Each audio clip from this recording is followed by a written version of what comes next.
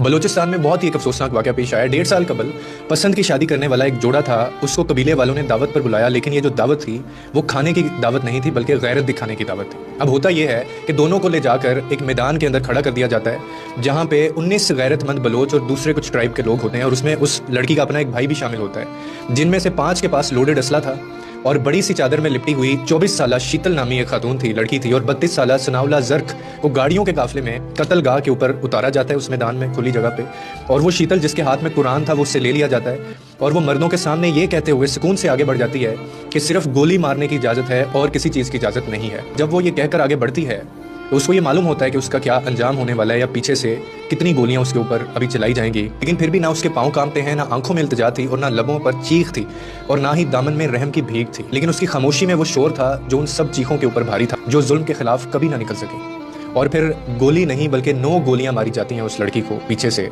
और फिर उसके बाद बारी आती है जर्क की और उससे दुगनी गोलियां मारी जाती हैं। अब इनका जुर्म क्या था? इनका जुर्म सिर्फ ये था कि इन दोनों ने पसंद की शादी की और निकाह किया इन्होंने। लेकिन मेरा एक सवाल है आप लोगों से, एक कसूरवार कौन है? कसूरवार रियासत है, अदलिया है, इस मुल्क की अशराफिया कसूरवार हैं, या फिर इस मुल्क का जो जंगल का कानून है वो कसूरवार है? उसमें वकील और जज आते हैं जो बिक जाते हैं। जहाँ गरीब के लिए जीना सिर्फ जिंदगी गुजारने के मुतरादिफ हो गए। ऐसे वाकयात सिर्फ ऐसे मुल्क में हो सकते हैं जहाँ पे मारने वालों को पता है कि हमारा कुछ नहीं होगा, हमारे ऊपर हाथ डालने वाला कोई नहीं है, हमें कोई पूछने वाला नहीं है। अफसोस सद अफसोस कि कोई एक मर्द भी उस हजूम में ऐसा ना था जो आवाज़ उठा सकता, और अगर वो ऐसा करता तो ये नौबत ना आती।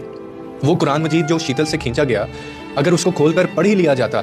तो तब भी ये नौबत ना आती। ये जो हुआ है ना आज, ये सिर्फ और सिर्फ फुकदान है तालीम का, ये जहालत है, इस सोसाइटी के मुंह पे थप्पड़ है कि आप एक ऐसे मुल्क के अंदर जिंदा हैं, आप ऐसे दरिंदों में जिंदा हैं। यहाँ पे एक भाई को या एक बाप को या एक माँ को किसी से पूछने की जरूरत नहीं पड़ती, वो जब चाहे गैरत के नाम पे अपनी औलाद को या अपनी बहन को या अपने भाई को